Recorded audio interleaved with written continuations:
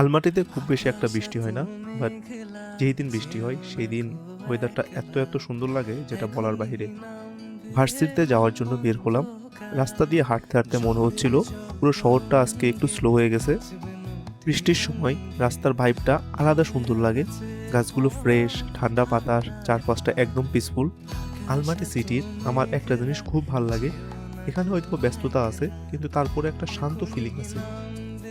মানুষ হয়তো বা শান্তির খোঁজে পাহাড়ে যায় বা লং ট্রিপে যায়, কিন্তু আমার কাছে এই ছোট ছোট মুহূর্তগুলো অনেক বেশি পিসফুল মনে হয়। একদম শান্ত পরিবেশ, নিশ্চুপ, সব কিছু মিলে আলাদা একটা সুন্দর ভালো লাগা কাজ করে।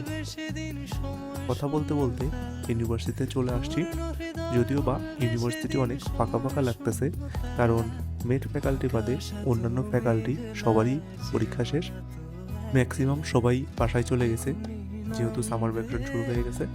তো এই তো, আজকের মতো এতটুকুই। সবাই ভালো থাকবেন, সুস্থ থাকবেন। আসসালামু আলাইকুম।